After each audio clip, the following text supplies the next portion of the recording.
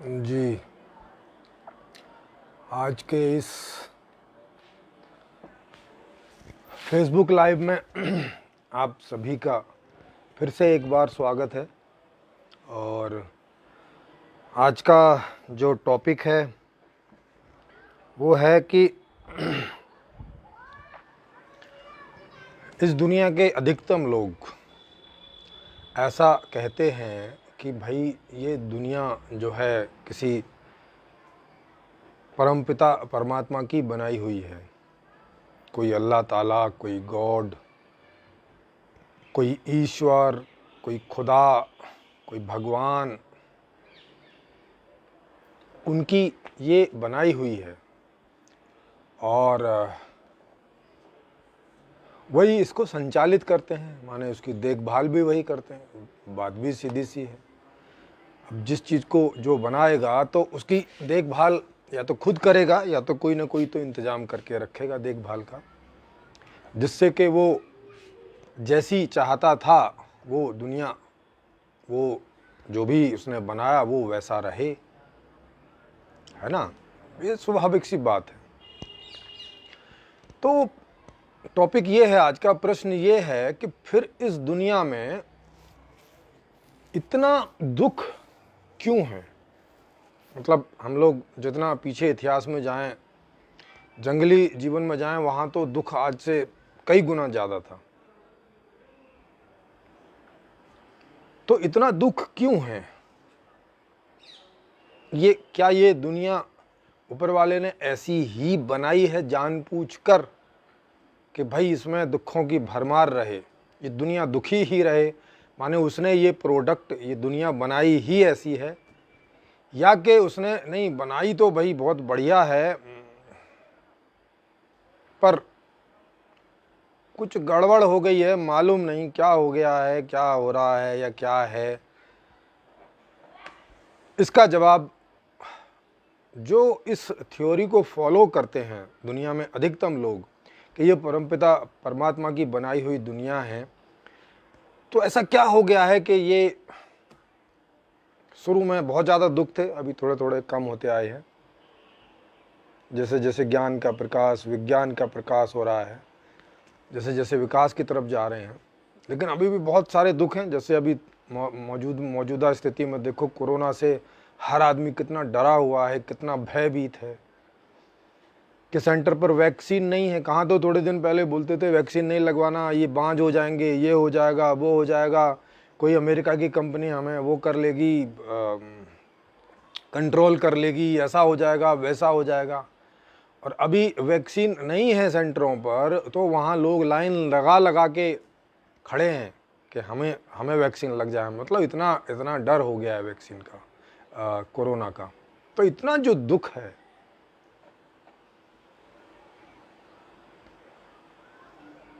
और इतने दुख में भी आदमी जिंदा रहना चाहता है, तो फिर परमात्मा क्या कर रहा है?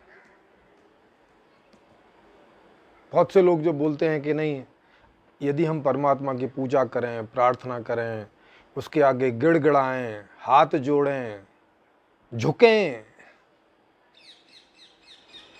मुस्लिम लोग बोलते हैं ना वो अल्लाह ताला के अलावा किसी और के सामने नहीं झुकते, तो उनके सामने झुकें तो वो आपके कदाचित कोई दुख कम कर सकता है। फिर भी करेगा गारंटी नहीं है, ऐसा उन्हीं का कहना है। और ऐसा दिख भी रहा है। तो क्या है ये सब? तो आज का टॉपिक ये है कि क्या ये दुनिया किसी परमपिता परमात्मा ने बनाई है, वही चला रहा है, तो वो इतनी गंदी तरीके से क्यों चला रहा है, इतने घटिया तरीके से क्यों चला रहा है, इतने खराब तरीके से क्यों चला रहा है, इतना पुअर मैनेजमेंट टाइप से क्यों चला रहा है? क्या उसको मैनेजमेंट कॉलेज में जाके पीएचडी करने की ज़रूरत है, कोर्स करने की ज़रूरत है? उसको नहीं आता मैनेजमेंट करना, क्यों इतना खराब टाइप का वो मैनेजमेंट चला रहा है? उसके बस का नहीं है तो किसी और को क्यों नहीं नियुक्त कर देता? या जो कोई नियुक्त कर रखा है वो इतना पुअर मैनेजमेंट वाला कैसे है? क्या वहां पर भी रिश्वत खोरी चलती है कि किसी ने बहुत ज्यादा प्रार्थना की होगी और बोला होगा भाई मुझे मैनेजर बना दो, और उसको मैनेजर बना दिया, और अब वो उसने ये वाट लगा रखी है पूरी दुनिया की। माने क्या चक्कर है? तो आज का टॉपिक यही है, यही समझने के लिए है कि भाई चक्कर क्या चल रहा है, क्या करें इस चीज का, क्या क्या किया जाए। तो इसी चीज को समझने के लिए आज का ये टॉपिक है, और ये टॉपिक आप तक पहुंच रहा है यूनिवर्सल लाइफ मैनेजमेंट टीम के द्वारा। वो इसको नियोजित करती है और आप तक पहुंचाती है। आपको पसंद आए तो इसको आप देखते हुए भी शेयर और लाइक करते रह सकते हैं, और बाद में भी इसको शेयर और लाइक करते रह सकते हैं जहाँ तक भी आप इन चीज़ों को जल्दी पहुँचाएँगे। अगर आपको लगता है कि ये सही बातें हैं और ये ज़रूरी बातें हैं जो लोगों तक पहुँचनी चाहिए, तो आप इन्हें ज़्यादा से ज़्यादा आपके जितने भी कॉन्टैक्ट्स हैं उन पर शेयर कर सकते हैं। व्हाट्सएप पे, ट्विटर पे, इंस्टाग्राम पर, कू ऐप पर, जहाँ जहाँ भी आप सक्रिय हैं वहाँ वहाँ इस सब को, टेलीग्राम पर, जहाँ जहाँ भी हैं वहीं वहीं आप इसको सब जगह आप शेयर करते रह सकते हैं। तो देखें कि पूरी दुनिया में, और मेरा नाम है प्रेमजीत सिरोही, दिल्ली से,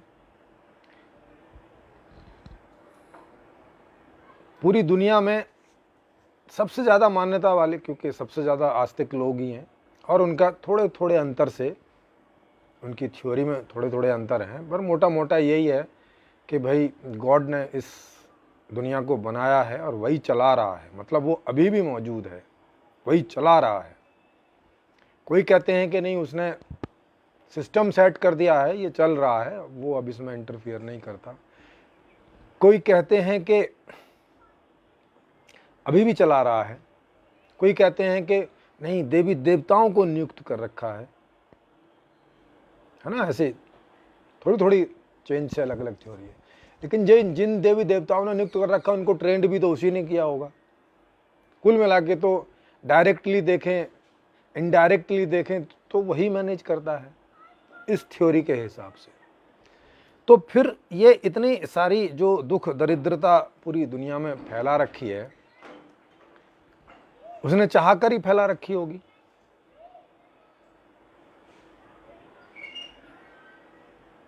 या वो ऐसा चाहता होगा कि जब तक वो इन लोगों को दुखी नहीं करेगा, ये उसको याद नहीं करेंगे, उसकी पूजा नहीं करेंगे, उसको चढ़ावा नहीं चढ़ाएंगे, उसको दान नहीं करेंगे, उसका ध्यान नहीं करेंगे, उसकी नमाज नहीं पढ़ेंगे, उसको मान नहीं देंगे, है ना। कोई तो चक्कर है। मतलब ये तो कुल मिला के ऐसा हो गया जैसे कि कोई गुंडा आदमी हो जाता है और वो डरा डरा के हफ्ता वसूल करता है, बोलता है कि मुझसे डरो, मेरा सम्मान करो, मैं जहाँ से गुजरूं हाथ जोड़ के खड़े हो जाओ, मेरे आदमी तुमसे कुछ मांगने आए, दान चंदा जो भी वो बोलते हैं उसको हफ्ता वो दो, नहीं दोगे तो तुम्हें मैं कष्ट दूंगा, तुम्हारे बच्चों को उठवा लूँगा, मार दूंगा, हाथ काट दूंगा, पैर काट दूंगा, आंखें फोड़ दूंगा, तुम्हारी बच्चियों को उठवा लूँगा, ये कर दूंगा, वो कर दूंगा, और किसी भी बच्ची को उठा के ले जाए और बलात्कार कर दे। गुंडा है, ताकतवर है, आम आदमी कुछ रोक नहीं पाते उसे। तो जैसे वो यहाँ भगवान जैसा बन जाता है और लोग डर के मारे उसकी पूजा करते हैं, स्तुति करते हैं, उसके सामने झुकते हैं।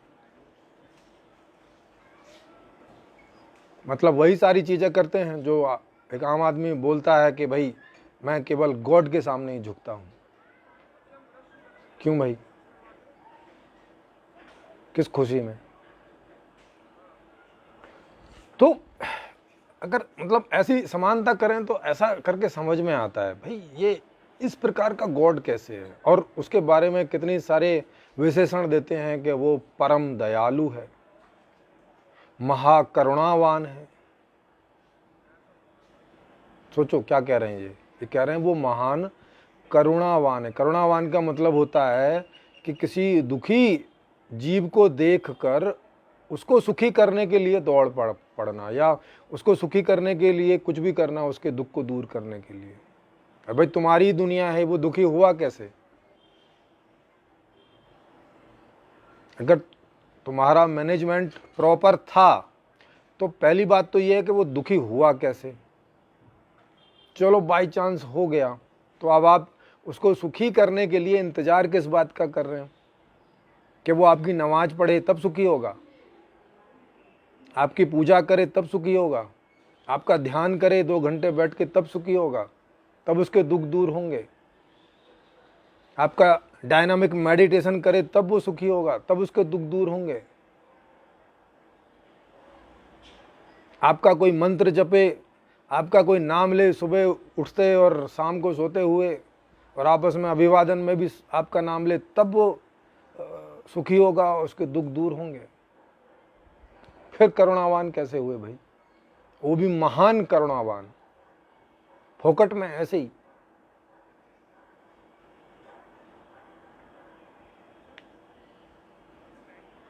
भाई सरकार पुअर मैनेजमेंट करे तो लोग बदल डालते हैं सरकार को, अगली बार किसी और को मौका देते हैं, और ये तो अनादिकाल से फिक्स है, कोई चेंज ही नहीं है।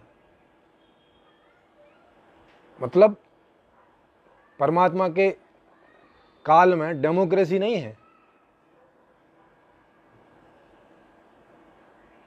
डिक्टेटरशिप है। उसको हम बदल नहीं सकते, उसको कुछ नहीं कर सकते, जैसा है वही हमें सहन करना होगा। तो महान करुणावान कहां से दिखता है बताओ? जो लोग भी उनको ये टाइटल देते हैं, ऐसा कहां से दिखता है? कहां से दिखता है कि वो दुखी लोगों को आ के सुखी कर रहे हैं, उनका दुख दूर कर रहे हैं? जिनके पास ऑक्सीजन सिलेंडर नहीं है उनको ऑक्सीजन ला ला के दे रहे हैं, यूं करके कुन कुन फाया कुन। जिन जिन के पास सिलेंडर नहीं है, ऑक्सीजन सिलेंडर नहीं है, उनके सिलेंडर लग जाएं, ऐसे कुछ हो नहीं रहा। जिन जिन को कोरोना दूर हो रखा है, कुन फाया कुन, कोरोना दूर हो जा, हो नहीं रहा।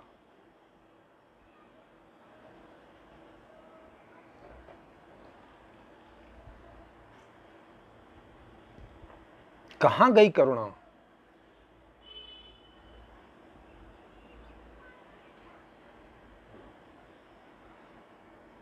भाई कहां गई वो करुणा?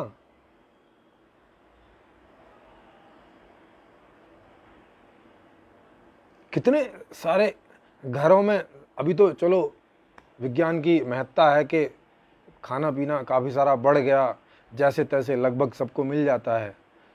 पहले मेरे दादाजी के समय पे जब हम लोग छोटे थे तो देखते थे कि कई घरों में रोज़ खाना नहीं बनता था, एक ही समय में बनता था, जैसे तैसे खाली पेट सोते थे। अब वहाँ बच्चे भी थे, सीधी सी बात है, बच्चे भी थे, बड़े भी थे, वो खाली पेट सो रहे थे। कहाँ था करुणावान? और लगभग हर घर ने कोने में एक भगवान का मंदिर बनाया हुआ रहता है, कुछ मूर्ति फूर्ति, कुछ मंदिर बना के रखते हैं, और या कोई चर्च गिरजाघर, ये सब चीज़ें बना के रखते हैं। हर संडे को गिरजाघर में जाते हैं, हर शुक्रवार को कम से कम लगभग हर मुसलमान जो है वो नमाज अदा करने जाता है। अरे भाई कहाँ है ये करुणावान? किस आसमान पर सो गया है? कहाँ आराम फरमा रहा है, या कहाँ ऐशो आराम कर रहा है? अपने ऐश में लगा हुआ है क्या? इतना पुअर मैनेजमेंट, इतनी अंधेर गर्दी, इतना घटिया प्रबंधन।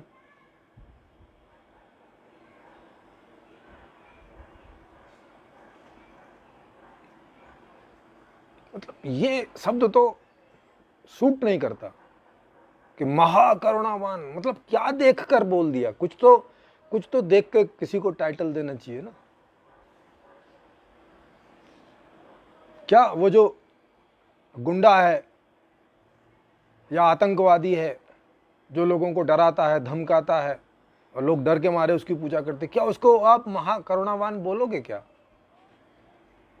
कोई भी आदमी उसको टाइटल देगा कि ये महाकरुणावान है? फिर वो कैसे हो गया? क्योंकि काम तो समान जैसे ही हो दिखाई दे रहे हैं।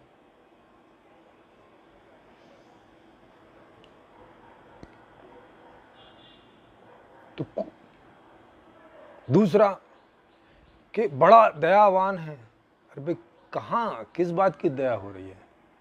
किसी को कैंसर हो जाए तो आप ठीक करा लो तो करा लो, नहीं वो तो करने आता नहीं ठीक। यहाँ खोजबीन करके कुछ दवाई निकाल लो तो निकाल लो, और जिनकी दवाई नहीं निकली वो उसमें आज भी लोग लाइलाज हैं, परेशान हैं, मर रहे हैं। कहाँ उनकी स्थिति पर दया आ रही है उसको? छोटे छोटे बच्चे, उनके माता पिता मर जाते हैं और वो ऐसे ही रोते चिल्लाते फिरते हैं। कोई उठा ले तो उठा ले, कोई उनकी परवरिश कर दे तो कर दे, नहीं तो कितने सारे ऐसे बच्चों के वो बने हुए हैं अनाथालय। क्या कर रहा है ये परमात्मा? इसकी दया कहां गई? किसी ने क्या देख के इसको ये टाइटल दे दिया कि ये महान दयावान है?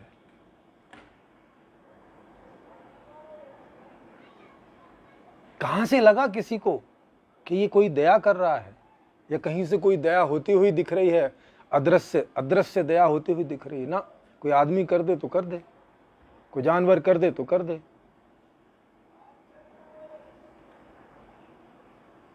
ऐसी दया होती हुई कहां दिख रही है कि बस हो जा और हो गया?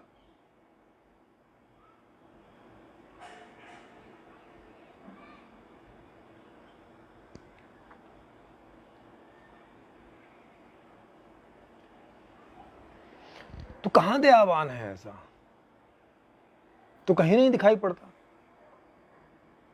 भाई वो ना दिखे, चलो हो सकता है वो आंखों का विषय ना हो, पर जो परिणाम यहाँ हो रहे हैं उनसे तो हमें पता चलता है ना। हमें पता तो है ना करुणावान मतलब क्या होता है। कोई एक्टिविटी हो रही हो तो हम बोलेंगे कि अच्छा इसको करने वाला जो है वो हमें भले ही ना दिखे, हमें पता नहीं चल रहा है तो, लेकिन बोलेंगे भाई करुणावान है। जैसे अभी मोदी जी जो हैं वो एक देश का प्रबंधन संभाल रहे हैं, तो यहाँ अगर कुछ भी बढ़िया बढ़िया सब कुछ होता है तो बोलेंगे कि भी ठीक है, मोदी जी बड़े दयावान हैं, बड़े करुणावान हैं, बड़े। अब अभी जैसे केजरीवाल ने 2 महीने का राशन पानी सबको मुफ्त देने की बात करी, तो चलो समझ में आता है, अच्छा भाई दयावान है, करुणा कर रहे हैं कि भाई लॉकडाउन लगा हुआ है तो लोग कहाँ से कमाएंगे, तो कम से कम खाने पीने का इंतज़ाम तो हो, और कुछ ना हो तो कम से कम उनके घर तक दाल चावल आटा तो पहुँचाओ। तो ऐसे करके दिखाई पड़ता है। यूं तो अरविंद केजरीवाल नहीं दिखाई दे रहा हर दुकान पे राशन बांटता हुआ, लेकिन कम से कम राशन लोगों के घर तक पहुंचेगा तो लगता तो है कि हाँ भाई कुछ हो रहा है।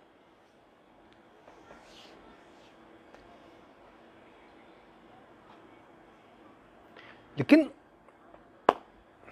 इस दुनिया में तो कहीं नहीं दिखाई दे रहा। अगर इन देशों के प्रबंधन को छोड़ दें तो इन प्रबंधन के और ऊपर से तो ऐसा कुछ नहीं दिखाई पड़ रहा कि वहां से कोई गेहूं चावल चीनी कोई वहां से बरस रहे हैं आपके।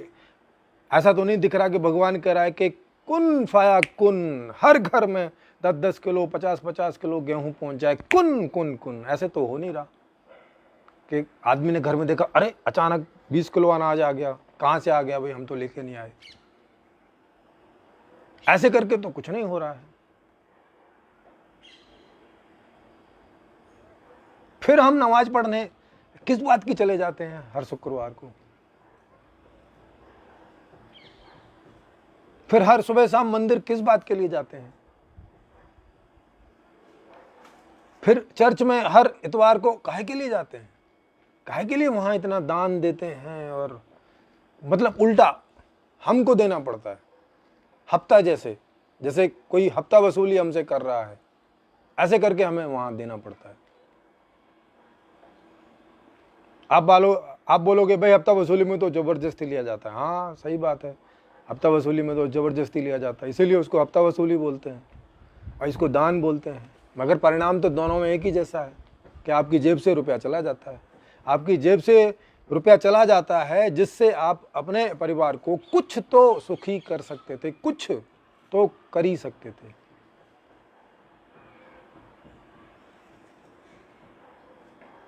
भाई इनके नाम अलग अलग है ना, आप अपनी मर्जी से जाके दो तो दान, आपको पिस्तौल दिखा के वही पैसा ले लिया जाए तो हफ्ता, आपको बिना बताए ले लिया जाए तो चोरी डकैती, आपके सामने जबरदस्ती ले जाएं तो डकैती। नाम तो अलग अलग हैं पर परिणाम तो वही आ रहा है, मोदी जी की तरह साफ, आपके पैसे साफ,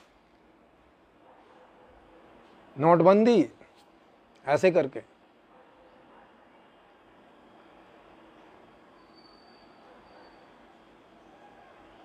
आपकी जेब से तो गए, बदले में क्या मिला?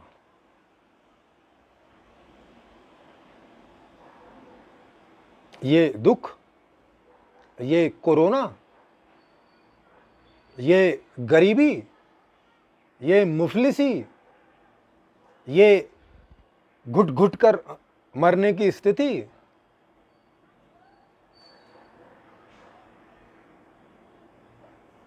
क्या मिला बदले में?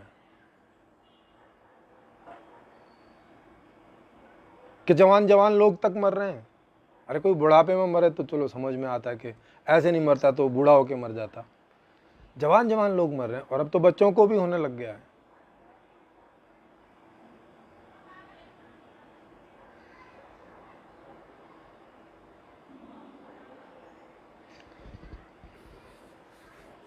घूम रहे हैं उठा उठा के, कहीं हॉस्पिटल नहीं है, कहीं कुछ नहीं है। और वो नहीं बोल रहा कि कुन 2 हॉस्पिटल बन जाएं ऐसे करके, या कुन कोरोना ही साफ ना, ये काम नहीं क्या उसके बस की। या वो जानबूझ के आपको कोरोना दे रहा है क्योंकि आप सुन नहीं रहे हो भाई उसकी जी हुजूरी बहुत ज्यादा नहीं कर रहे हो जितनी वो चाहता है कि करो, झुके रहो उसके चरणों में 4 घंटे सुबह 4 घंटे शाम, तब शायद उसका दिल पसीजे, तब शायद वो ऐसा बोल दे कुन कोरोना ना, कुन कोरोना ना, ऐसे करके बोल दे, कोरोना गायब हो जाए।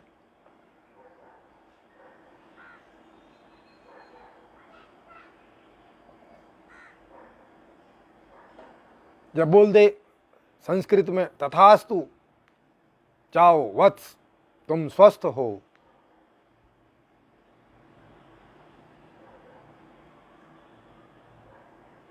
और किताबों में देखो क्या, धार्मिक किताबों में कैसे उपदेश लिखे पड़े हैं आदमी के लिए, ईमानदारी से जियो, किसी को दुख ना पहुंचाओ। अरे भाई ये शिक्षा अपने लिए भी तो रख लो हे भगवान। ये तुमने जो इतनी दुखद, इतनी दुखी दुनिया बनाई है, ये उपदेश अपने लिए भी तो ले लो। एक आदमी तो किसी को दुख पहुंचाएगा तो कितना पहुंचाएगा, तो तुमने तो पूरी दुनिया दुखी कर रखी है। किसी को ना मारो, हाँ तो तुम भी तो इस बात को, सारे उपदेश दूसरों के लिए ही होते हैं क्या? किताबों में कितना लिखे शांति से जियो, कुरान शांति का संदेश है। क्यों भाई, फिर ये कोरोना किसने फैला रखा है?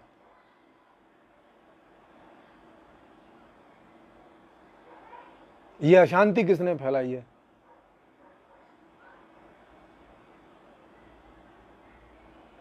मतलब पहले सारी दुनिया में अशांति फैलाओ, फिर शांति वाली किताबें बांटो।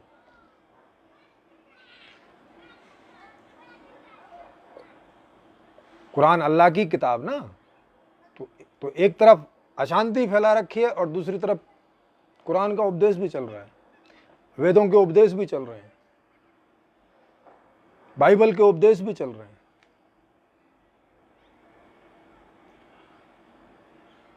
तो भाई ये इतना भारी भारी, इतना बड़ा बड़ा कंट्राडिक्शन, इतना बड़ा बड़ा विरोधाभास हम लोगों को दिखाई नहीं पड़ता।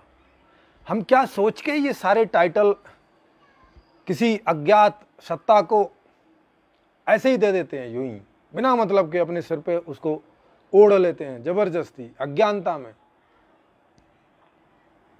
और ओढ़ते ही नहीं, खाली अपना समय भी वहां देते हैं। आदमी 20-30 मिनट में मंदिर जाता है, मस्जिद जाता है, फिर उतना समय वापस आने का 1-आध घंटा वहां भी लगाता है। कई लोगों को तो मैंने देखा कि वो तो 2-3-4 घंटे 4-4 घंटे सुबह, 3-3 4-4 घंटे शाम, और कोई विशेष दिन हो तो पता नहीं कई सारे दिन उसमें वो लगे रहते हैं। और परिणाम देखो क्या हो रहा है। क्या फायदा इसका? इसका मतलब तो दोबारा सोचना चाहिए ना, हमें पुनर्विचार करना चाहिए कि क्या सच में कोई ऐसी सत्ता बैठी है क्या? मुझे तो नहीं लगता कि अगर कोई ऐसी सत्ता होती जिसको हम इतना परम करुणावान, परम दयावान, परम शक्तिशाली, परम विशाल हृदय वाला, विराट स्वरूप वाला,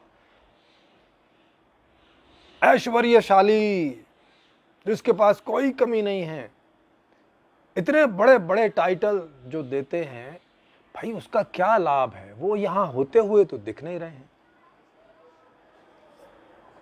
बताओ कहां दिख रहे हैं होते हुए?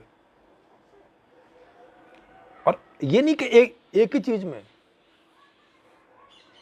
अभी यहां 1% ऐसे लोग हैं दुनिया में जिनके पास इतनी धन संपत्ति है कि वो कुछ भी कर लें तो खर्च नहीं कर सकते अगले सैकड़ों सालों तक। अरे भाई, कौन मैनेजर है इस दुनिया का जिसने ऐसा सब गड़बड़ सड़बड़ कर रखा है? अरे काहे के लिए दे रखी है उसको इतनी धन संपदा? क्या करेगा वो?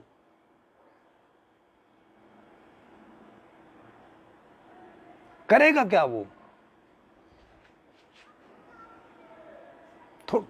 थोड़ी तुलना करो। एक घर में कोई एक माता पिता हों, चूंकि यहां वो एक ही है तो पिता से तुलना कर लें, तो अगर किसी घर में एक पिता हो तो क्या वो अपनी 100 संतानों में से ऐसा करेगा कि एक को दे देगा पूरी धरती और बाकी को तरसने के लिए छोड़ देगा कि नहीं, तुम तो बस घास का एक एक दिन का खा के रहो, और तुम भाई तुम्हारे पास इतना है कि तुम खूब लोटे लोटे रहो तो भी इस्तेमाल नहीं कर सकोगे, वो ऐसे ही पड़ा रहेगा।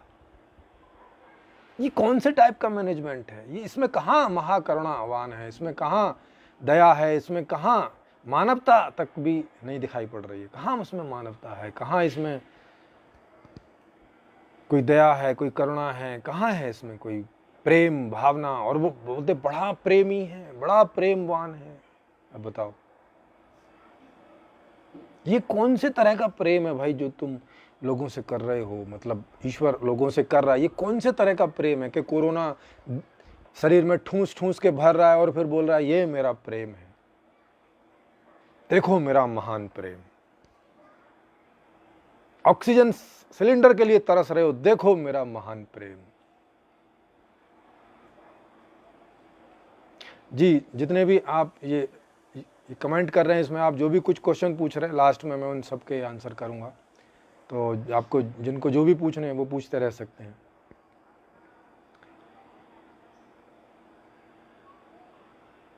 तो मतलब किस तरह से देख रहे हैं कि ये उनका प्रेम है?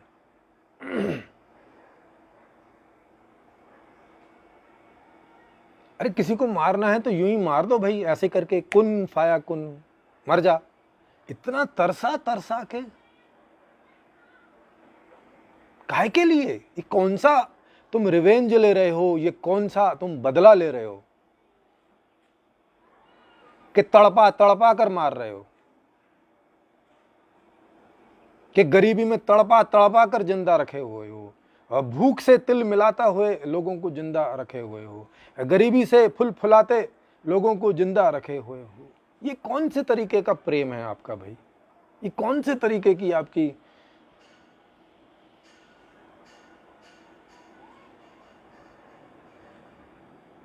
कोई पॉजिटिविटी है? क्या है ये? किसी भी किस तरीके का आपको, किस रूप में आदमी पहचाने आपको? ये यही रूप है आपका?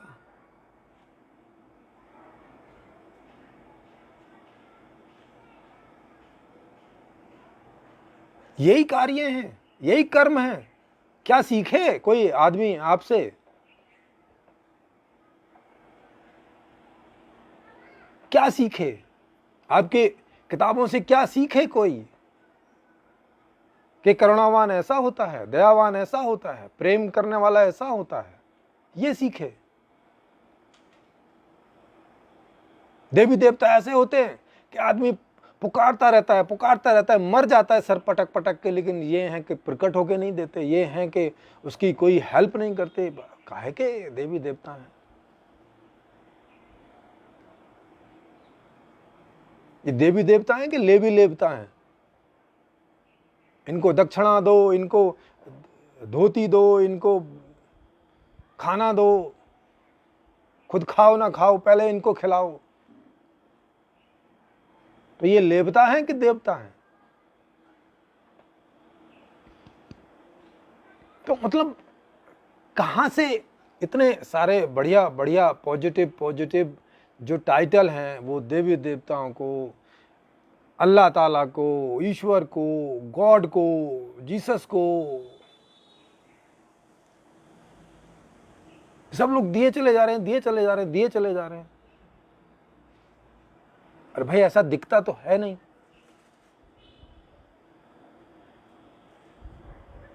ऐसा दिख तो रहा नहीं है कहीं पर भी।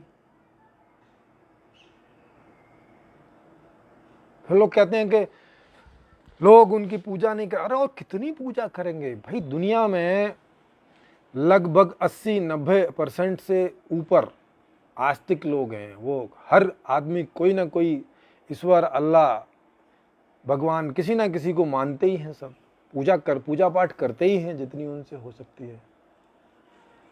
वो कितना चाहते हो कि तुम्हारे चरणों में पड़े रहे, नाक रगड़ते रहें क्या? झुके ही रहें क्या 24 घंटे?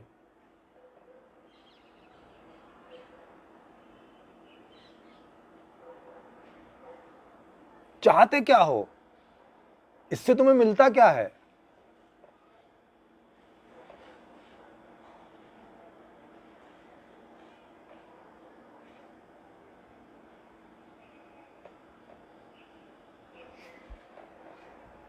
तो इस तरह से अगर हम देखें तो साफ साफ दिखाई पड़ता है कि या तो कोई ऐसा है नहीं। ये सब जिन भी लोगों ने पीछे कल्पनाएं कर करके ईश्वर के बारे में और ऐसी चीज़ें बस भर दी अपने किन्हीं स्वार्थों की पूर्ति के लिए, उनका कोई स्वार्थ पूर्ति हो रहा होगा जिन्होंने ऐसे ऐसे टाइटल दिए और ऐसे ऐसे टाइटल के साथ में ईश्वर संबंधी किताबें लिख दी और उन्हें इससे कोई लाभ रहा होगा, या अभी भी हो रहा हो ही रहा है।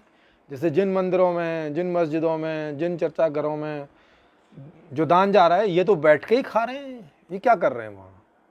इनको तो लाभ है ही। देखा जाए तो इन किताबों से इन्हीं को लाभ है, बाकी तो किसी को दिख नहीं रहा है।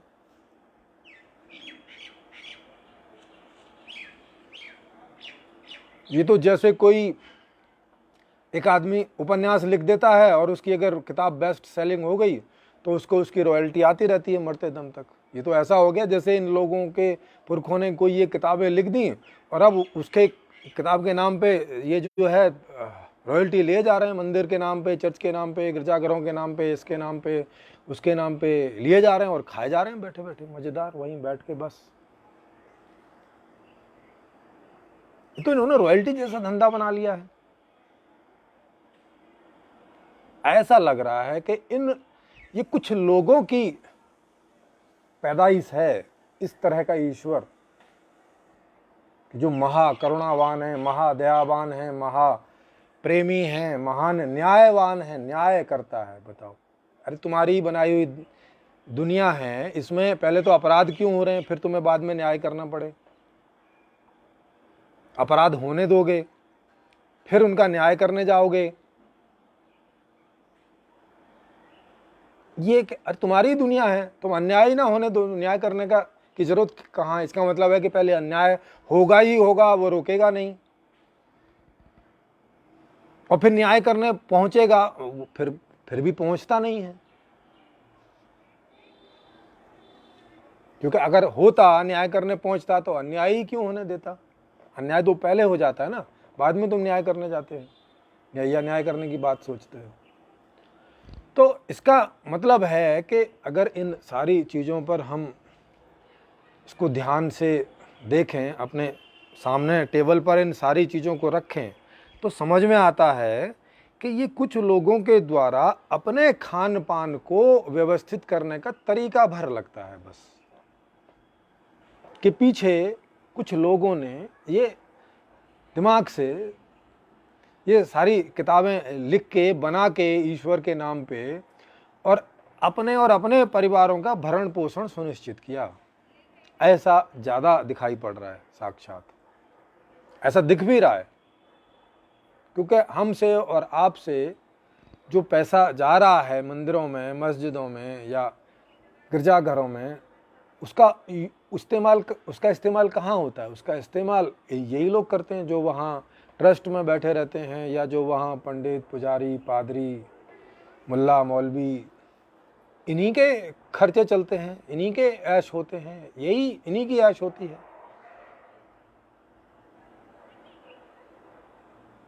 नहीं तो क्या होता है उस पैसे का? वो पैसा आपको तो मिलता नहीं है वापस जो आप दान देते हैं।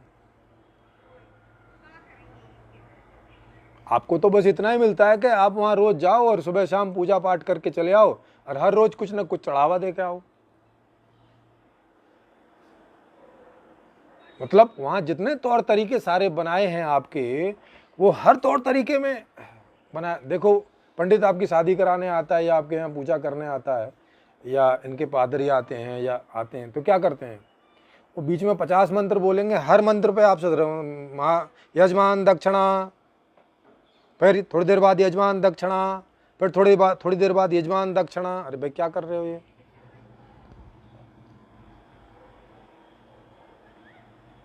अरे पूजा आप कर रहे हो और दक्षिणा हमसे दरवा रहे हो। और वो 50 जगह की दक्षिणाओं को इकट्ठा करके और बाद में ले जाते हैं। किसके काम आती है वो? पंडित जी महाराज के, मौलवी के, पादरी के। क्या वो किसी ईश्वर को जाती है?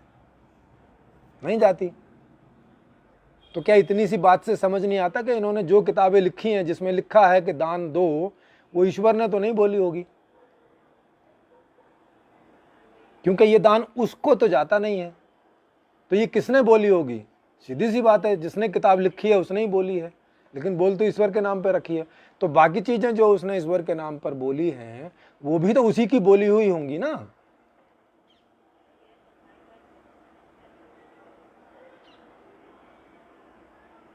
फिर ईश्वर को कोई किताब लिखनी होती तो वो आपके अंदर जब इतनी सारी चीजें वो दे सकता है, आंख दे सकता है, नाक दे सकता है, दिमाग दे सकता है, कान दे सकता है, तो आपके अंदर ये समझ नहीं दे सकता? वो इतनी सी किताब नहीं भर सकता आपके दिमाग में पहले से कि भैया ये रूल एंड रेगुलेशन है, तो मैं दुनिया में भेज रहा हूं, इस रूल एंड रेगुलेशन के हिसाब से जीना। और सिस्टम ही ऐसा सेट करे कि वो जिए ही ऐसा। जैसे आदमी कंप्यूटर बनाता है तो वो कंप्यूटर वैसे ही चलता है जैसा जैसे बनाया जाता है जिस बात के लिए। वो तो नहीं इधर उधर कुछ भी करता।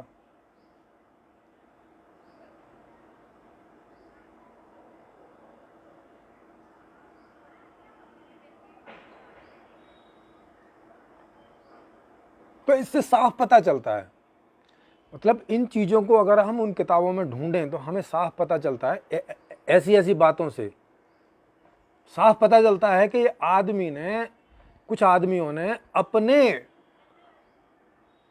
घर इत्यादि को चलाने के लिए या अपनी राजशाही चलाने के लिए या अपना राजपाट चलाने के लिए या अपना घर चलाने के लिए ये सारी किताबें, ये सारे दान दक्षिणा, पूजा पाठ, नमाज इत्यादि, ये सब उसने लिखे हैं।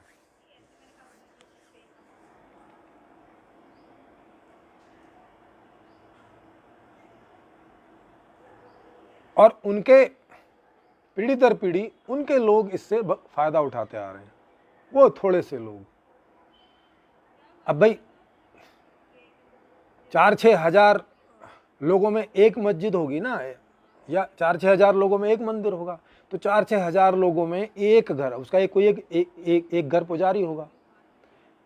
उसका घर चलाने के लिए ये सारा झंझट है कि 4-6 हज़ार लोगों को बेवकूफ़ बनाओ और उनसे 10-10, 5-5, 50-50 रुपये लो, और ये आदमी बैठ के मज़े से मंदिर में बैठेगा आराम से, और इसके पूरे महीने की तनख्वाह पक्की। इसको आप शादी में बुलाओ तो दो, इसको मतलब कुछ भी बात करो, नहीं तो रोज़ मंदिर जाओ तो ही दे के आओ, रोज़ मस्जिद जाओ तो ही दे के आओ। ऐसा चक्कर चला रखा है कि भाई ब्राह्मण देवता को जब देखो तब 10 का नोट निकाल दो, प्रणाम करो और दक्षिणा दो तो भगवान बड़ा प्रसन्न होगा। यार ये कौन से टाइप का भगवान है कि मेरे इस आदमी को दक्षिणा देने से उसके प्रसन्नता का क्या लेना देना है? भाई मैं आपको कुछ दूं तो आप प्रसन्न हो तो बात समझ में आती है। मैं आपको दे रहा हूं और प्रसन्न जो है वो अमेरिका का राष्ट्रपति हो, ये कहां से तुक बनती है? उसको क्या इस बात से लेना देना है?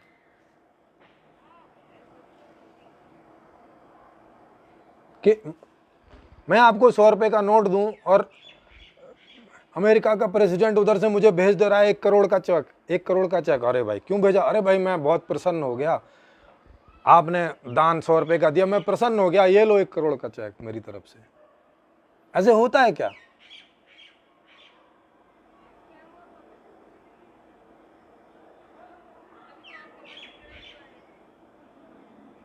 चलो देखते हैं क्या क्वेश्चन वगैरह लोगों के आ रहे हैं। शुरू से देखता हूँ जी। सबसे पहले यूनुस हुकेरी जी कह रहे हैं, सर क्या आपको लगता है कि आप अपनी व्यवस्था को पहुंचाने में देर कर दी बहुत, क्योंकि इस वक्त मुश्किल की घड़ी में आपके जैसी व्यवस्था की बहुत ज़रूरत है? हाँ सर, देर की क्या करें, अब ये तो खोजी अब गई है। अब जब 2013 से ये खोजनी शुरू हुई, लास्ट में 2013 के लास्ट में, और 2014 से ही लगा लो, और 2018 के आखिर तक ये किताब लिखने में आई, और उसके बाद में फिर यूट्यूब वगैरह की सारी तैयारी कर कर आके 2020 में हम लोगों ने जाना शुरू ही किया था कि तभी तो कोरोना हो गया। तो अब जो चीज़ खोजी जाएगी उसके बाद ही लाई जा सकती है, और तो कोई तरीका है नहीं। अब मैं कोई ईश्वर तो हूँ नहीं कि कुन फाया कुन कर दूँ कि यूं हो जा, ऐसे होता नहीं। यह सब कुछ करना पड़ता है, करने से होता है सब कुछ।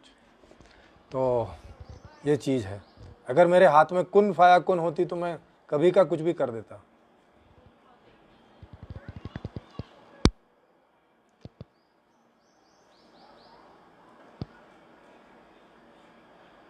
जी प्रशांत शर्मा जी कह रहे हैं कबीरा बाबा चाबी वाला जी, देखिए ये कौन है भाई, पता नहीं।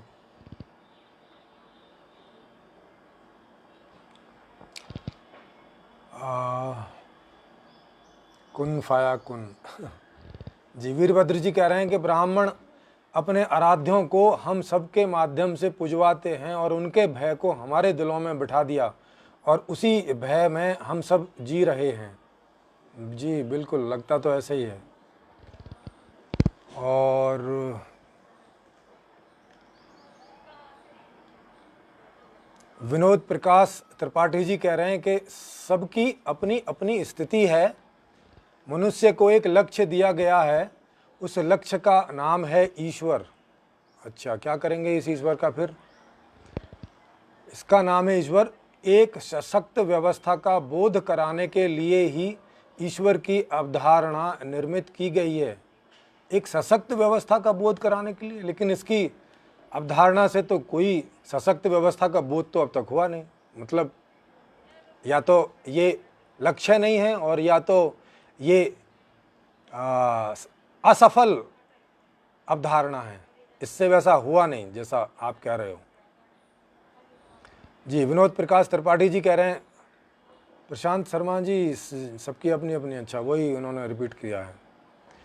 प्रीति जी कह रही हैं देवी देवता, अल्लाह, वेद, पुराण, कुरान, राम, श्याम, साईं राम आदि आदि सबके लिए श्रद्धा बनाया हुआ मनुष्य आज कितना लाचार है।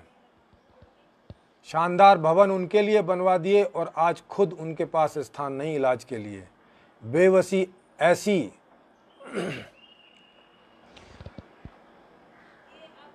ऐसी कि अच्छाई का भी क्रेडिट अज्ञात को, और यदि कुछ बुरा हो जाए तो भी उसमें उसकी रजामंदी होगी, ये सोचकर खुद को बहलाना।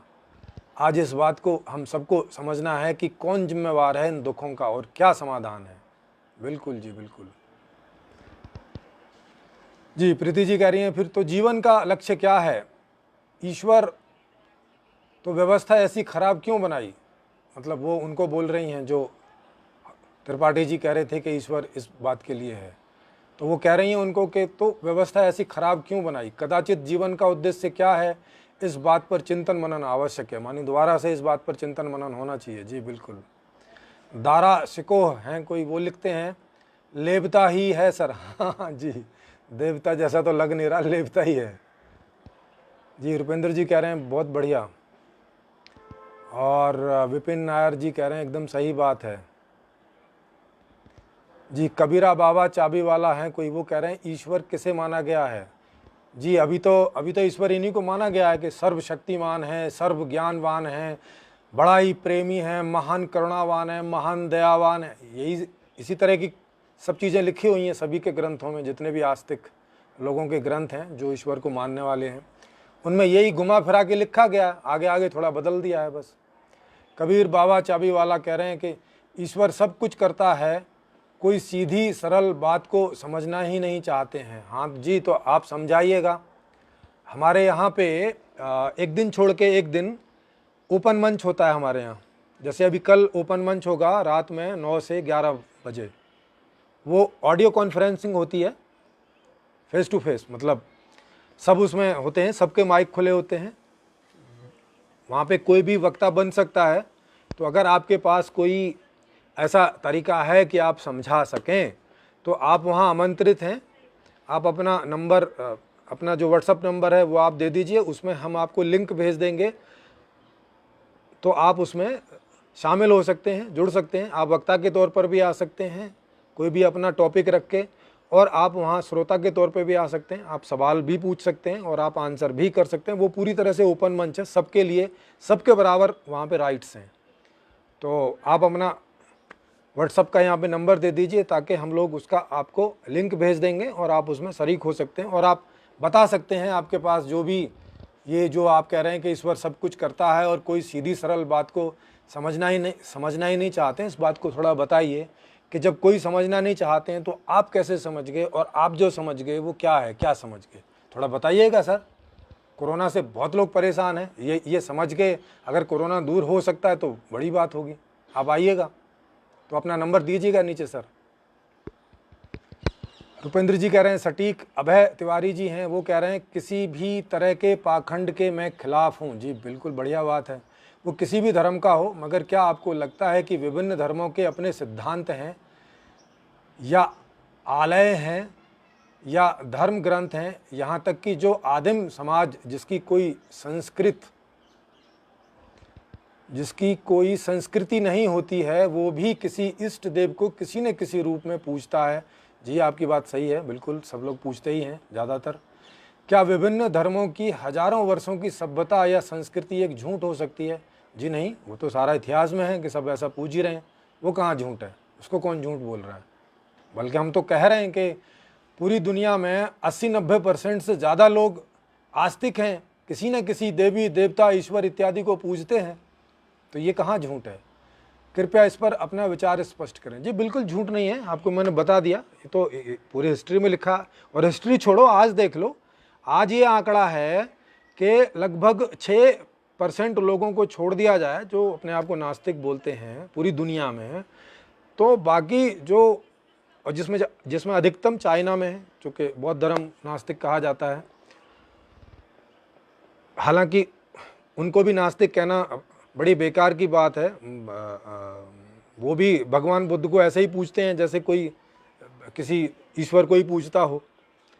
तो फिर भी मान लो गूगल में जाके करें तो वो बोलता है कि 6-7% नास्तिक लोग हैं, लेकिन हम अपने चारों तरफ तो देख ही सकते हैं, यहाँ ज़्यादातर आस्तिक लोग हैं जो ईश्वर को या विभिन्न देवी देवताओं को, मजारों को, जिंदों को, मुर्दों को, उनके गुरुओं को कोई ना कोई रूप में सब पूज ही रहे हैं, सब पूजते ही हैं।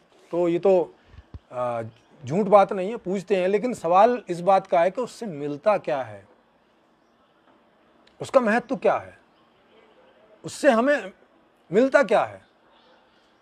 भाई हम दुकान पर जाते हैं, 5 रुपए देते हैं तो बदले में कोई सामान मिलता है ना, इनसे क्या मिलता है, इन सारी पूजा पद्धतियों से मिलता क्या है।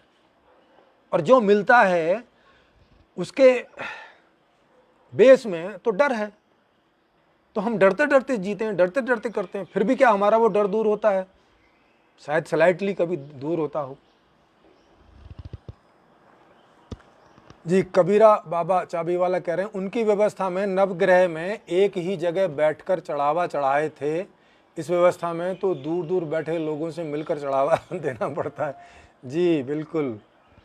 फिर कबीरा बाबा चाबी वाला कह रहे हैं आपने कुछ जाना नहीं है। जी सर आप जनाइएगा, आप अपना नंबर दीजिए नीचे और हमारे ओपन मंच पर आइए, वो ओपन मंच है, सबके लिए है, वहाँ कोई भी आके अपना आख्यान व्याख्यान कुछ भी कर सकता है। और तो अपना नंबर दीजिएगा, आपने कुछ जाना हो तो आप जनाइएगा सर, हम लोग तो बड़े आपके कृतार्थ होंगे, आपका बड़ा बड़ा स्वर्ण अक्षरों में आपका नाम लिखवाएंगे अगर आपसे कुछ जानने को मिलेगा तो, और आपको चढ़ावा भी चढ़ाएंगे। जी अगर ये अपना नंबर दें तो इनका व्हाट्सएप का नंबर नोट करके और इनको वो चीज़ें भेजिएगा, मतलब जो लिंक है कल वाला। जी कबीरा बाबा कह रहे हैं कि संविधान का पता नहीं और संविधान की बात करनी भी अंधविश्वास है, अंधभक्ति है। नहीं सर, संविधान तो लिखा हुआ है, आप पढ़ सकते हो, पता नहीं भी हो तो पढ़ के पता चला सकते हो, वो कोई अदृश्य चीज़ नहीं है। प्रीति जी कह रही हैं जिस भी व्यवस्था में मनुष्य को निरंतर सुखों की प्राप्ति होती रहे बिना किसी आपाधापी के, वही व्यवस्था सही कहलाएगी, सर्वोत्तम कहलाएगी, यही सही मायने में होगी स्वतंत्रता एवं पूर्ण न्यायपूर्ण। जी बिल्कुल सही बात है। जी प्रीति जी कह रही हैं जी कृपया आपने, हाँ वो उनसे नंबर मांग रही हैं। जी कबीर बाबा कह रहे हैं कहीं नहीं लिखा है कि चुटकी बजाते ईश्वर काम कर देता है। अरे सर आपको नहीं पता, सर कुरान में लिखा है कुन फाया कुन का मतलब होता है कि वो कहता है हो जा और हो जाता है। चुटकी तो मैं बजा रहा हूँ, चुटकी का मतलब है ये एक संकेत है कि यूं बस इधर बोला और उधर हो गया, माने कोई प्रोसेस नहीं है वहाँ पे, वो जादू की तरह है कि मैंने इधर कहा और उधर हो गया। ऐसा नहीं कि पहले ये बनेगा फिर उसमें से ये बनेगा, फिर जैसे मैंने बीज बोया ज़मीन में फिर उसमें से एक अंकुर निकलेगा फिर वो 6 महीने में फसल आएगी, ऐसे करके नहीं है, ये तो एक प्रोसेस से हो गया। कुन फाया कुन का मतलब है बस इधर बोला और उधर हो गया। जैसे मैं बोलूँ मटका और सामने एकदम मटका प्रकट हो जाए, ऐसे करके। और ये कुरान में लिखा हुआ है, आपको नहीं पता तो आप वहाँ पढ़िएगा सर, अगर इस बात को बोल रहे थे नहीं पता है तो। हाँ हिंदू के ग्रंथों में, कबीर दास जी के ग्रंथों में ये बात नहीं लिखी, वो ठीक है, लेकिन वहाँ ये तो लिखा है कि वो परम दयावान है, परम करुणावान है, परम ज्ञानवान है, ये सब तो लिखा है ना, इसका क्या करोगे। तो मैं तो क्योंकि सभी की बात कर रहा हूँ तो सारी चीज़ें सभी जगह नहीं मिलेंगी। जी कबीरा जी कह रहे हैं कर्म प्रधान संसार है, यहाँ जो होता है करने से होता है। हाँ तो सर फिर इन देवी देवताओं, इन भगवान की पूजा पाठ करने का फिर क्या मतलब है, फिर काहे के लिए इनका ध्यान इत्यादि करें। अगर यहाँ मेरे करने से ही सब कुछ होगा और आपके करने से ही सब कुछ होगा तो फिर हम उस तथाकथित ईश्वर का काय के लिए तो ध्यान करें, क्यों उसका नाम लें, क्यों उसका भजन करें, क्यों उसका कुछ भी क्यों करें। फिर जब अगर मेरे ही गेहूं पैदा करने से गेहूं पैदा होना है, फिर उसका रोल क्या है इसमें, हम उसके सामने क्यों झुकें, हम अपना ये समय वहां क्यों वेस्ट करें जिससे कुछ वापस नहीं आना है, बताइएगा। जी कबीर बाबा फिर कह रहे हैं राम ने कृष्ण ने कोई चमत्कार नहीं दिखाया, दिखावा मनुष्य की तरह जीकर दिखाया, एक आदर्श जीवन जिया। जी उनके साथ तो बड़े बड़े दुख हुए सर, शायद आपको मालूम नहीं है। आपने रामायण पढ़ी है, राम जी की कैसी स्थिति हो गई थी जब सीता का अपहरण कर लिया था, पागल से हो गए थे वो, पेड़ पौधों से पूछते थे, बताओ, जो बोल भी नहीं सकते, पेड़ पौधों से पूछने लगे थे कि भाई आपने मेरी सीता को देखा है, कहाँ चली गई, कहाँ गुम हो गई, कौन उठा के ले गया, क्या हो गया। पेड़ों, आजकल कोई आशिक अगर पेड़ पौधों से पूछता हुआ दिखे तो आप क्या समझोगे उसको? मतलब मानसिक स्थिति उनकी हिल गई थी कुछ समय के लिए, पेड़ पौधों से पूछने लगे थे। अब जैसा कि पेड़ पौधे बोलते नहीं है तो किसी पेड़ पौधे ने उनको बताया नहीं। बाद में फिर जिसने देखा था जटायु वगैरह, उसने उनको बताया कि भाई मैंने रावण को ले जाते हुए देखा, वो अपहरण करके ले जा रहा था। तो उन्होंने तो बहुत कष्ट सहे हैं, बचपन से ही बहुत कष्ट सहे हैं। 14 साल का वनवास हो गया, बताओ, जंगल में रहने को मिला, राज परिवार जो मजे से रह सकते थे। तो सर उनके तो खुद के जीवन में इतना दुख भरा पड़ा है।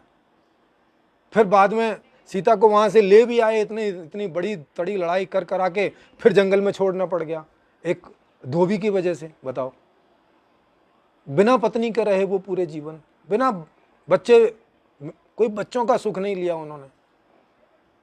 जैसे छोटे छोटे बच्चे होते हैं तो एक पिता को बड़ा उनसे सुख मिलता है, वो तो खुद सारी जिंदगी दुखों में रहे। कृष्ण देखो, पता नहीं 17 बार 18 बार कितनी बार लड़ाइयों में ही लगे रहे वो।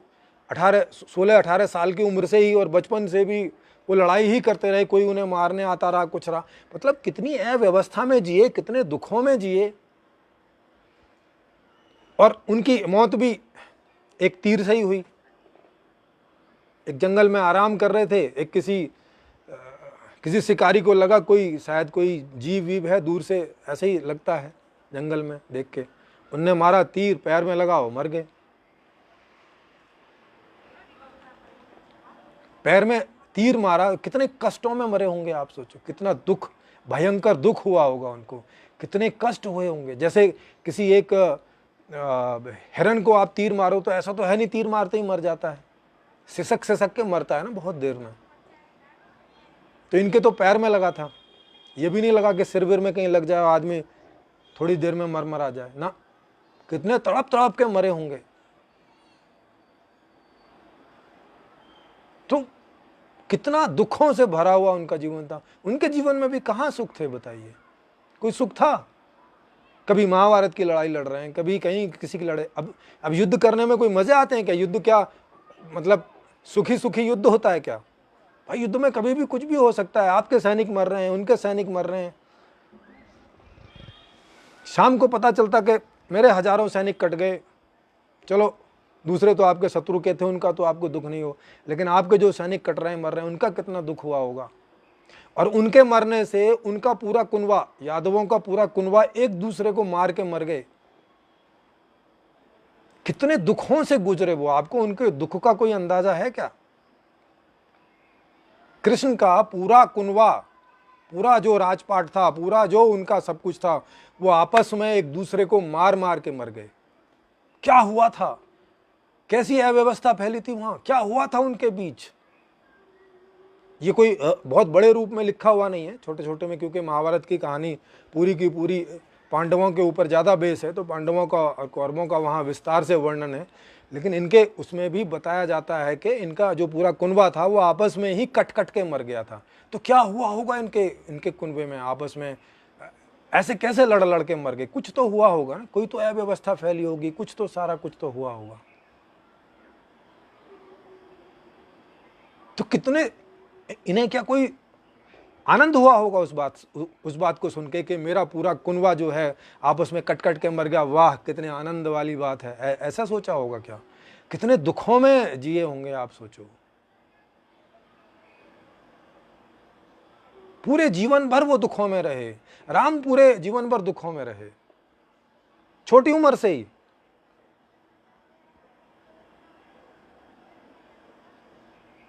तब तो शादी भी आराम से नहीं होती थी। वो शिव जी का धनुष तोड़ो तो शादी हो, नहीं तो शादी भी नहीं हो। अब मान लिया इनसे शिव जी का धनुष नहीं टूटता तो नहीं होती शादी ये वाली।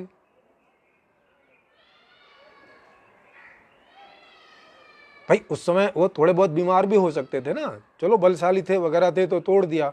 उस समय में उनको कोरोना हो जाता या कोई बीमारी हो जाती, कमजोर हो जाते उतने, वो जो वहां पे स्वयंवर हो रहा था उतने टाइम के लिए, तो फिर नहीं टूटता इनसे। तो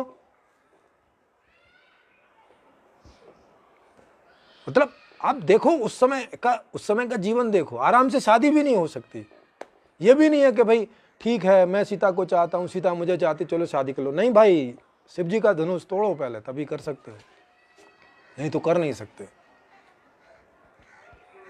इन लोगों के जीवन की कठिनाई देखो कि जरा सी चूक और दुखी दुख, और फिर भी इतना इतना सब मैनेज करते हुए फिर भी इतने सारे दुखों से वो गुजरे, बच नहीं सके। तो देख सकते हो कि कितना दुख उनके जीवन में था। और तो आप कह रहे हो कि वो कोई बहुत बढ़िया जिंदगी जी के गए, तो ये कहाँ पे आपने पढ़ा? कह रहे आदर्श जीवन जिया। ये आदर्श जीवन होता है कि किसी की पत्नी को कोई लेकर भाग जाए, फिर उसको युद्ध कर आके जैसे तैसे रावण ने उनकी हालत खराब कर दी थी। वो तो विभीषण नहीं होता तो इनसे रावण मरता ही नहीं, इनका वही इंतकाल हो जाता। जैसे तैसे लेके आए और फिर धोबी के चक्कर में जंगल में छोड़ना पड़ गया। और कह रहे हो कि आदर्श जीवन जिया। ऐसा जीवन आदर्श होता है तो फिर सब अपनी अपनी बीवियों को जंगल में भेज दो, सब ऐसा आदर्श जीवन जियो। ये जीवन तो आदर्श नहीं है। हाँ, ये कह सकते हो कि उन्होंने अपनी तरफ से किसी को दुख देने की नहीं सोची बस, लेकिन वो तो दुखी जीवन जिए ना। इस दुखी जीवन को आदर्श जीवन कैसे बोल सकते हो? ऐसा जीवन आदर्श होता है तो फिर तो ठीक ही है भैया, फिर तो परमात्मा ने ऐसे ही जीवन आदर्श बनाया होगा कि सब दुखी दुखी होके जिए, यही आदर्श जीवन होता है।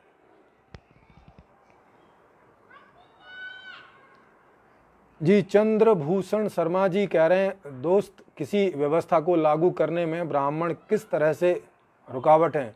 नहीं सर, ब्राह्मण कोई रुकावट नहीं है। ये तो मैंने कहा नहीं है कि किसी भी व्यवस्था को लागू करने में ब्राह्मण कोई रुकावट हो सकते नहीं, कोई आदमी रुकावट नहीं होता। अगर व्यवस्था अच्छी है तो सब लोग उसको सपोर्ट करते हैं, वो ब्राह्मण हों, क्षत्रिय हों, वैश्य हों, शूद्र हों, कोई नहीं रुकावट होता। कोई रुकावट क्या हो भी कैसे सकता है? रुपेंद्र जी कह रहे हैं चाबी वाले बाबा को मीटिंग में बुलाया जाए। जी जी, मैंने उनको निमंत्रण दे दिया है। अब अगर वो अपना नंबर देंगे तो हम बुला सकते हैं, नहीं तो अभी और तो कोई तरीका है नहीं। हाँ, आमंत्रित कर दिया जी, बिल्कुल। कबीरा जी बोल रहे हैं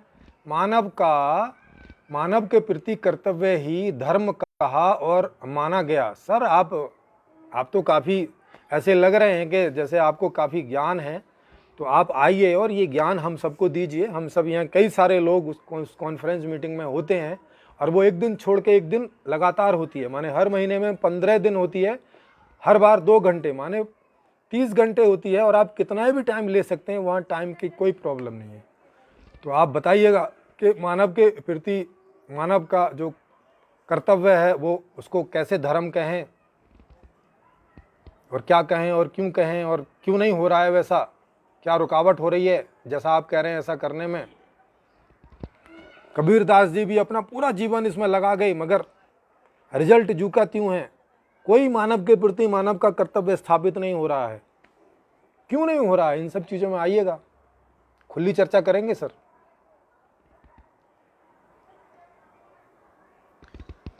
जी बिल्कुल, कबीर बाबा जी ने अपना नंबर दे दिया है, तो इनको जो है इनका नंबर लेके और सेव करके और इनको वहाँ पर भी जोड़ दीजिए, ग्रुप में भी, और इनको वो भी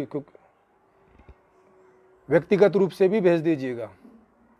जी रुपेंद्र जी कह रहे हैं जिन देशों में धार्मिक पाखंड नहीं है वह सबसे खुशहाल और सुकून से हैं। जी बिल्कुल नहीं, ऐसा बोलना थोड़ा कम है कि पाखंड नहीं है।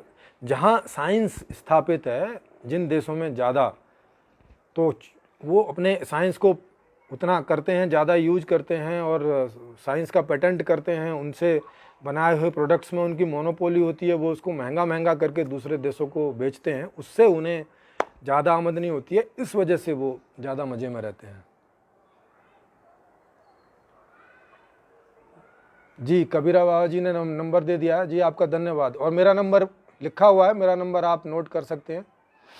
आप खाली हेलो करके भेज दीजिएगा मुझे भी।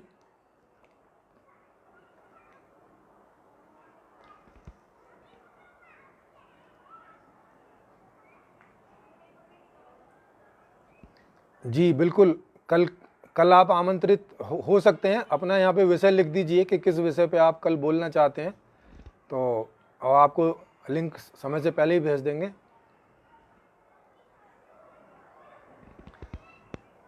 जी चंद्रभूषण शर्मा जी कह रहे हैं, दोस्त आप ब्राह्मण को मानते हैं? नहीं मानते हैं तो अच्छा, यदि मानते हैं तो किसे और किसी व्यवस्था को लागू करने में ब्राह्मण कहाँ रुकावट है?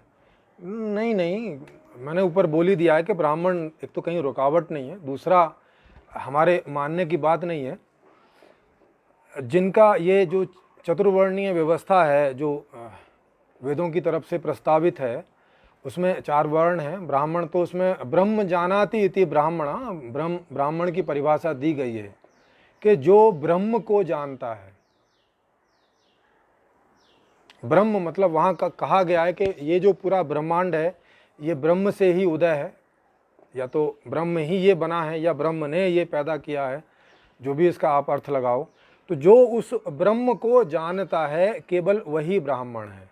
ये संस्कृत के जो ग्रंथ हैं उनमें ये परिभाषा दी गई है। कहने का मतलब जो इस ब्रह्म का ज्ञानी है उसको ब्राह्मण बोल सकते हैं। वो क्यों रुकावट होगा? वो तो सबसे पहले चाहेगा कि सब यहाँ लोग सुखी हों। जी अभय तिवारी जी कह रहे हैं, फिर आप क्या समझा रहे हैं लोगों को, कृपया बताएं। जी सर अभय तिवारी जी, सर आप भी अपना नंबर यहाँ दे दीजिए आपको पुस्तकें वगैरह भेज देंगे। मैंने एक संपूर्ण समाधान पुस्तक लिखी है, उसका नाम है संपूर्ण समाधान, और एक दूसरी पुस्तक भी लिखी है, एक दर्शन लिखा है, उसका नाम है संपूर्ण जीवन दर्शन। दोनों किताब हिंदी में है, और पहली जो किताब है संपूर्ण समाधान वो इंग्लिश में भी है, रशियन में भी है, और अब बंगाली में भी आ गई है, उसका ट्रांसलेशन चल रहा है दूसरी भाषाओं में। तो आपको जिस भाषा में चाहिए, इंग्लिश में चाहिए तो, हिंदी में चाहिए तो आप अपना व्हाट्सएप वाला नंबर लिख दीजिए, आपको वो डाल देंगे। मैंने एक ऐसी व्यवस्था लिखी है कि उस व्यवस्था के द्वारा, उसमें नया अर्थशास्त्र है, नया पॉलिटिकल मॉडल है, नया शिक्षा मॉडल है, नया सामाजिक मॉडल है, नया पारिवारिक मॉडल है और नया जीवन दर्शन है। उससे संबंधित एक पूरी व्यवस्था दी है, पूरा संविधान लिखा है, पूरी एक संवैधानिक टाइप की व्यवस्था दी है। जिस व्यवस्था के आ जाने पर अभी जितनी भी सारी समस्याएं जो आदमी के जीवन में आप देख रहे हैं, छोटी से लेकर बड़ी तक और जन्म से लेकर मृत्यु तक, जितनी भी समस्याएं आदमी को आती हैं, जब से वो जन्म लेता है और तब तक मरता है, इस दौरान जीवन जीने के दौरान, वो कोई भी समस्या उस वाली व्यवस्था में पैदा ही नहीं होगी, माने उसका स्टार्ट ही नहीं करेगा, वो पैदा ही नहीं हो सकेगी।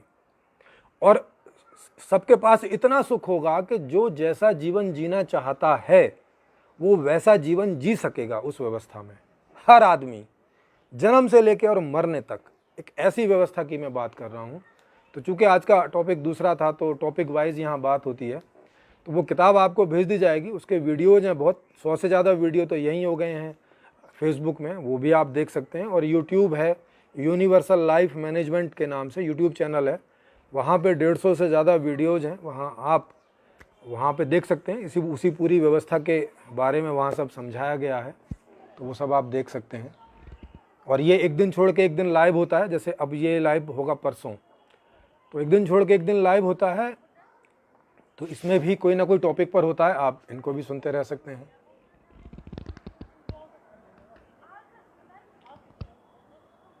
जी कबीरा बाबा कह रहे हैं, ईश्वर सत्य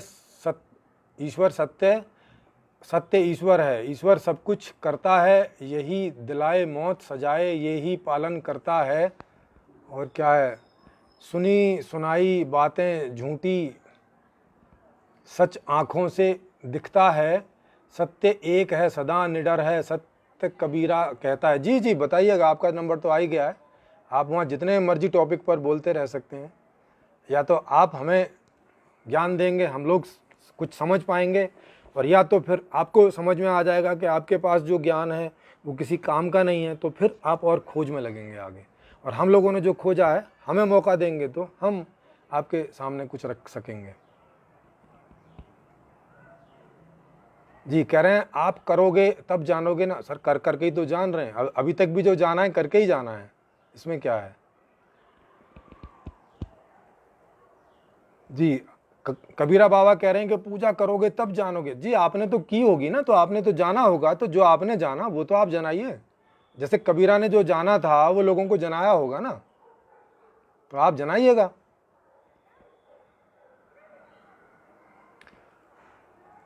जी कबीरा बाबा कह रहे हैं कितने लोगों ने पढ़ा है संविधान। सर सबको पढ़ने की ज़रूरत नहीं होती है, लेकिन फिर भी रखा है, जिनको पढ़ना है वो पढ़ सकते हैं, गूगल पे रखा हुआ है। धर्म का अर्थ है धारण करने योग्य, वह गुंजन के अपनाने से आदमी दूसरे आदमी का सहयोगी बन जाता है। जी जी बिल्कुल।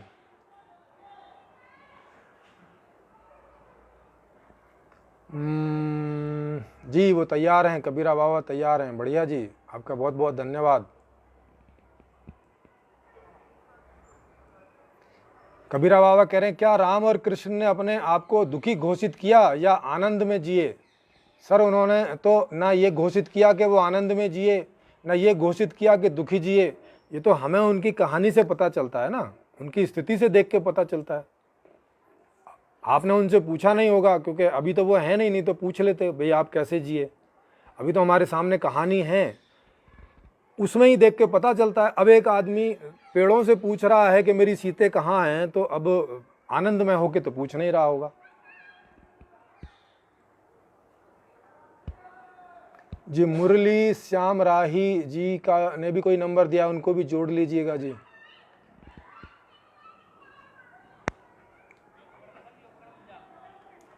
जी अभय तिवारी जी कह रहे क्या आप ये कहना चाहते हैं कि ईश्वर का कोई अस्तित्व तो नहीं है, या ईश्वर एक झूठ या कुछ लोगों के द्वारा अपने लाभ के लिए व्यवस्था बनाई गई है?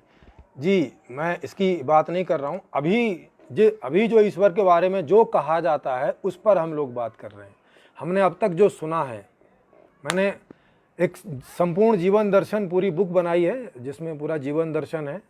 तो मैं कोई नास्तिक नहीं हूँ, पहले मैं आपको बता दूँ। मैं नास्तिक भी नहीं हूँ, और ये जिस प्रकार के अब तक के ग्रंथ हैं ईश्वर के बारे में, मैं वैसा आस्तिक भी नहीं हूँ, मैं वास्तविक हूँ। तो सच में ईश्वर क्या है, ईश्वर की क्या परिभाषा क्या है, वो सब मैंने उसमें लिखा है। तो ये अब चूँकि आज बहुत ज़्यादा समय नहीं है, अंधेरा होने लगा है यहाँ पे, तो बाकी आप बहुत सारे वीडियोस देखेंगे तो मैंने ईश्वर के बारे में, इन सब के बारे में बोल रखा है।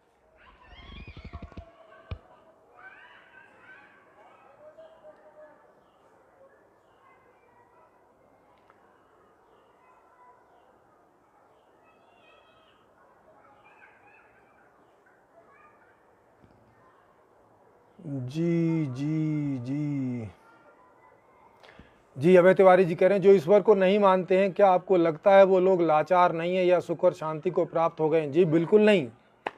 जो लोग नास्तिक भी हैं वो भी इन्हीं सारे दुखों को ले रहे हैं। ये कोरोना नास्तिक आस्तिक दोनों को हो रहा है, ऐसा नहीं केवल आस्तिकों को ही हो रहा है ना, ये नास्तिक को भी हो रहा है। नास्तिक भी वैसे ही मर रहे हैं, वैसे ही लाचार हैं, वैसे ही दुखी हैं, वैसे ही परेशान हैं।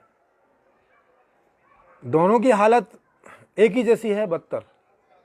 बस इतना ही है, नास्तिक मंदिर मस्जिद गिरजाघर गुरुद्वारों में नहीं जाते, अपने से कोशिश करते हैं, जहाँ कामयाब हो जाते हैं, नहीं होते तो नहीं होते। लेकिन जो आस्तिक हैं वो भी कोशिश करते हैं, लेकिन वो मंदिर मस्जिद इत्यादि में भी जाते हैं, वहाँ पर भी अपना समय खर्च करते हैं, कोई 1 घंटा, कोई 2 घंटे, कोई 4 घंटे, कोई 6 घंटे। फिर भी उन्हें भी करके ही जो मिलता है सो मिलता है, वो टाइम उनका वेस्ट जाता है। बस ये इतना भर अंतर है, नहीं तो दोनों खूब दुखी हैं।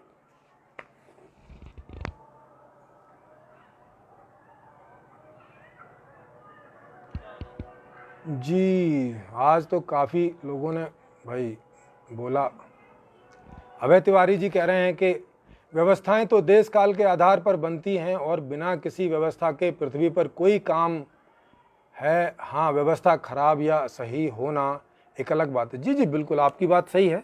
समय देश काल परिस्थिति में और उस समय जैसे जितने समझदार लोग होते हैं, जितने बुद्धिमान होते हैं, उस हिसाब से वो उस समय की व्यवस्था बनाते हैं। तो मैंने भी अभी आज के हिसाब से एक व्यवस्था लिखी है जो सारे दुखों को इस पूरी धरती से विदा कर सकती है।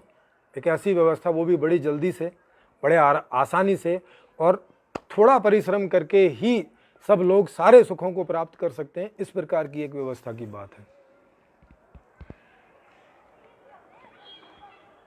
अभय तिवारी जी कह रहे क्या आप साम्यवाद की बात कर रहे हैं? जी नहीं, बिल्कुल साम्यवाद की बात नहीं कर रहे हैं।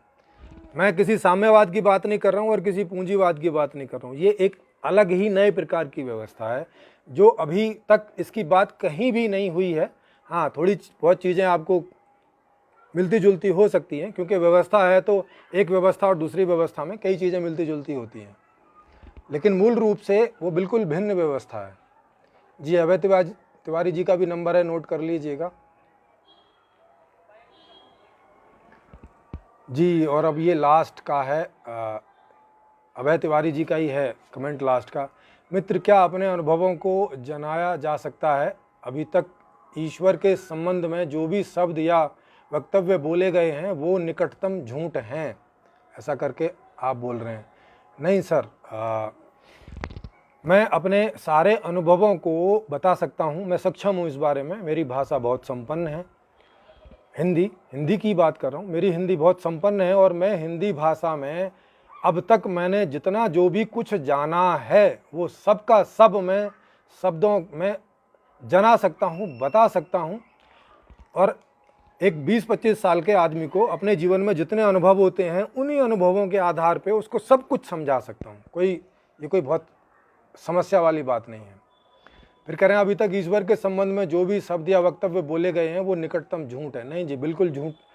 हाँ, जो बोले गए हैं वो सारे झूठ होंगे या उनमें कुछ झूठ होंगे, कुछ सत्य होंगे, लेकिन ईश्वर के बारे में भी सब कुछ शब्दों के द्वारा बताया जा सकता है। इसमें कोई प्रॉब्लम नहीं है। मुझे तो कोई प्रॉब्लम नहीं है, जिनको हो उनको हो। मुझसे आप, मैंने ईश्वर के बारे में अब तक जितनी भी खोज की है और जो भी जाना है वो सब का सब मैं शब्दों में बता सकता हूँ। मैंने बताया है, किताब में लिखा है। संपूर्ण जीवन दर्शन जो किताब है उसमें पूरा का पूरा लिखा है, वो आप पढ़ सकते हैं आराम से और मुझसे बातें भी कर सकते हैं और गहरा जानने के लिए, क्योंकि किताब ही होती है। किताब एक लिमिट तक ही कोई चीज़ बताती है जी। तो समय हो गया 7:04, काफ़ी हो गया, सवा घंटा हो गया। तो आज का ये जो सत्र है इसको यहीं समापन करते हैं इसका।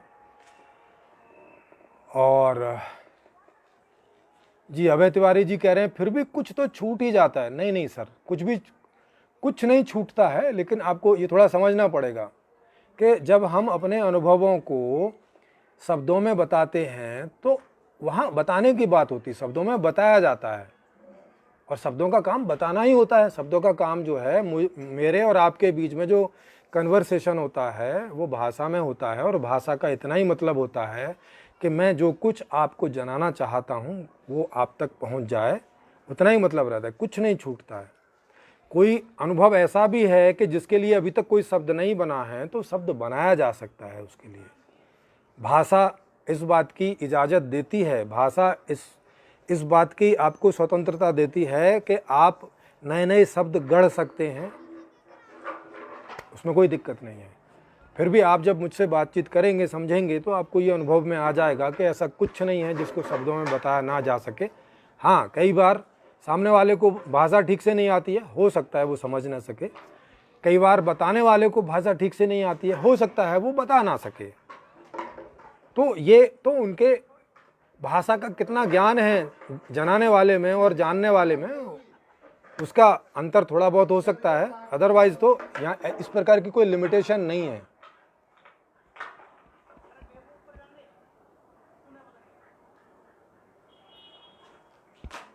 जी, अभय तिवारी जी कह रहे हैं ईश्वर तो एक अनुभव है और ईश्वर एक निजता का विषय। जी, निजता का कोई विषय नहीं है। ये तो खाना भी निजता का ही विषय है सर।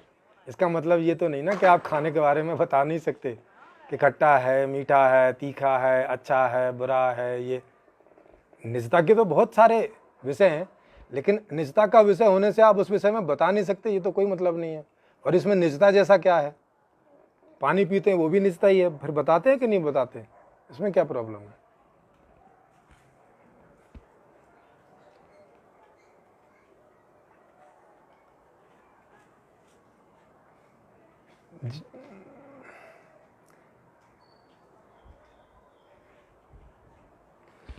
जी, और यहाँ पे आप लिखते रह सकते हैं, बाद में जब भी मुझे समय मिलेगा तो मैं आपको आंसर करूँगा। आज का यहाँ अब अंधेरा होने लग गया है। तो आपका बहुत बहुत धन्यवाद। आज की इस सभा में आने के लिए, और अगले समय फिर एक दूसरे विषय के साथ में उपलब्ध होऊंगा।